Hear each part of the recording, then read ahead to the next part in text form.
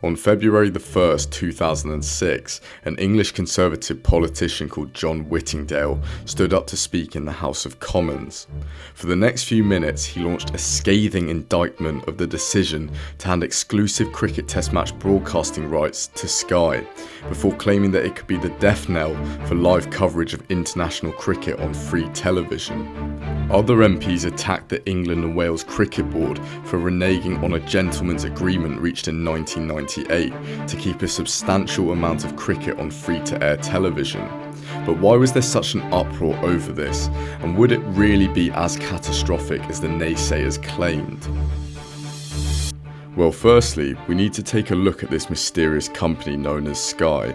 On the 5th of February 1989, Rupert Murdoch launched Sky News as the first 24-hour news television channel in the United Kingdom. Murdoch was an Australian business magnate and media proprietor who was gradually building a vast empire across the publishing industry throughout the second half of the 20th century. In 1986, Murdoch had consolidated his UK printing operations in London, causing bitter industrial disputes such as the Wapping dispute, which saw thousands of print union workers being dismissed and replaced by modern computer facilities. Many amongst British society would forever hate Murdoch for what they saw as gutting the industry. Anyways, by 2000, Murdoch's News Corporation owned over 800 companies in more than 50 countries, with a net worth of over $5 billion. Around the time, there were claims that Murdoch's media outlets were biased, often displaying misleading coverage to support his own business interests and political allies. Now that we've built up a picture of Murdoch's Sky, let's get into the actual cricket. Also, feel free to leave a like and subscribe if you're new. Back to the video. What is it about this unobtrusive game? What is its magic? For magic it must surely be that makes men sit and watch and dream of past occasions and of wistful yearnings never quite fulfilled.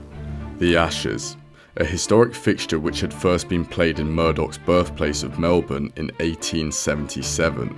The series involves England and Australia, locked into a 5-test series in which each test takes up to 5 days to complete. But it was only after the notable 2005 Ashes series where Rupert Murdoch began to pay attention to this bizarre sport. Since May 1992, Sky had shown Premier League football matches on its platform after signing an initial £304 million 5-year deal, so the company did have a track record in the sports broadcast space. But cricket had eluded it, with BBC and ITV retaining the rights, both being free TV channels unlike Sky.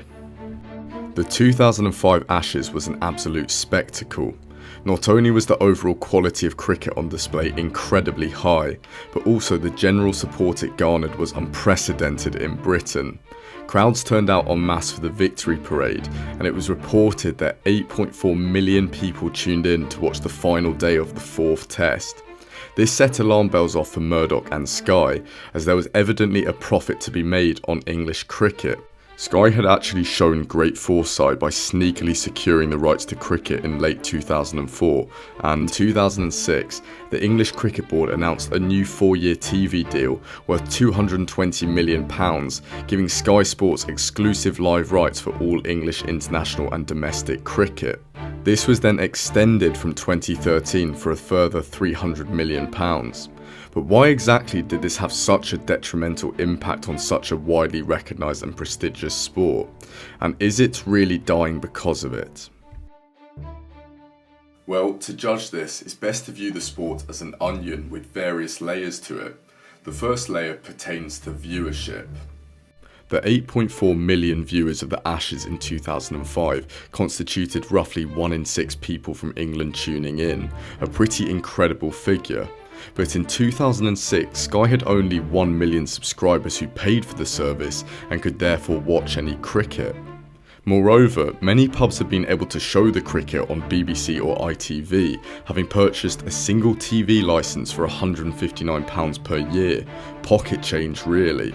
But in order for a pub to show Sky channels, it is estimated that it costs up to £20,000 annually, which simply isn't a feasible expenditure for many.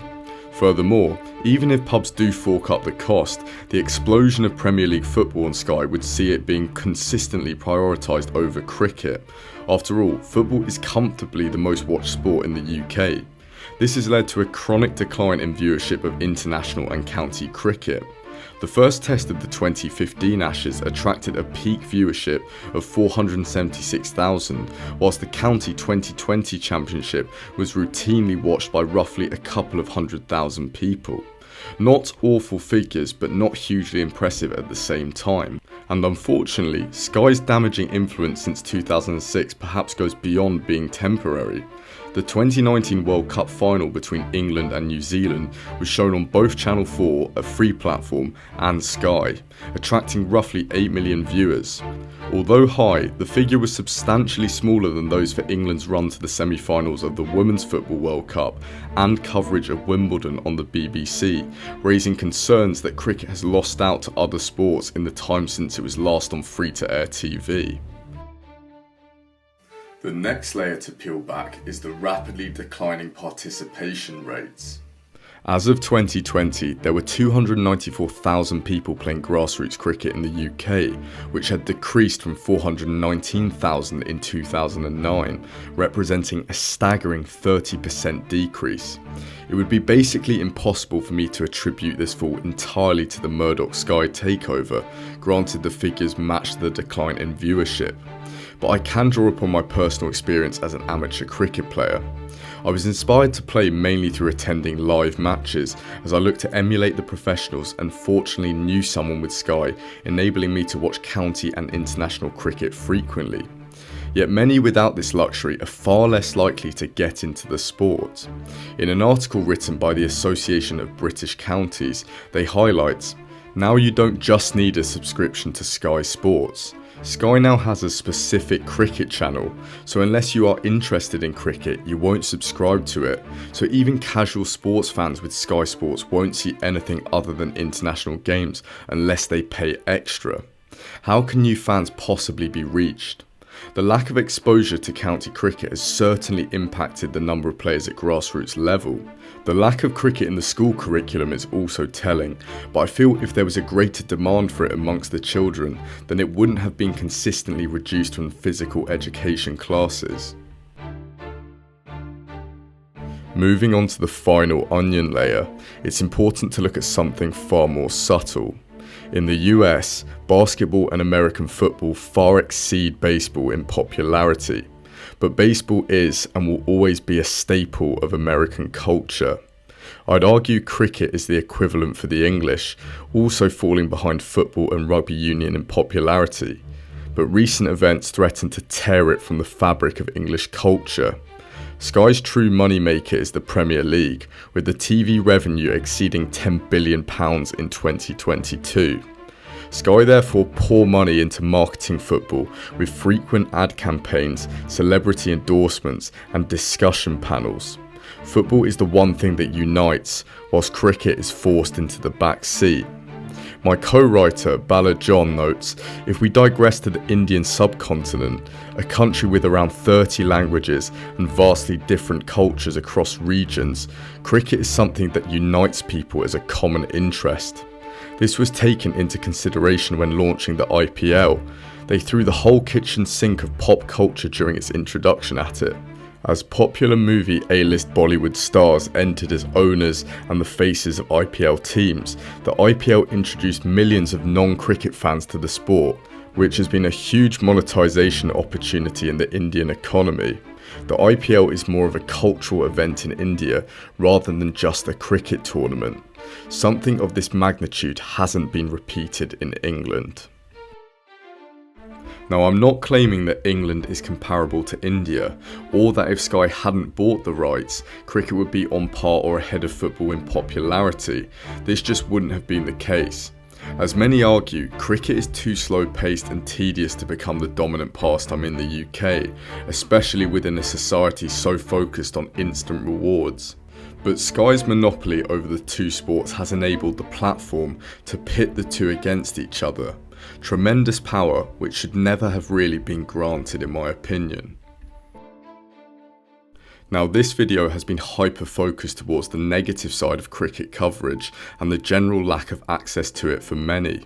There are certainly other underlying factors which have contributed to its fairly rapid decline, so Sky's role, although big, is still just the tip of a much larger iceberg. But anyways, what next for cricket? As previously noted, cricket simply does not seem to entice the youngsters like other fast-paced sports. But the ECB have attempted to mitigate this threat, revamping the sport in the form of the 100. This move has begun to break the monopoly Sky has over cricket. Well, slightly, as viewers can access 16 of the games on the BBC, a free-to-air channel, with the rest being shown on Sky. Cricket was perhaps always doomed to reduce in popularity post-2005, but the imposition of a paywall blocking all Test, ODI, 2020 and many of the 100 matches certainly hasn't helped its case.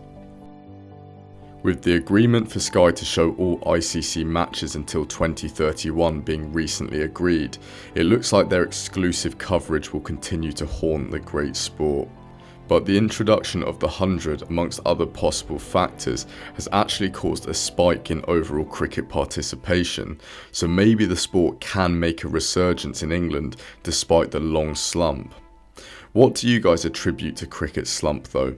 I'd be keen to hear your thoughts, and once again, thanks for watching and consider subscribing. Cheers.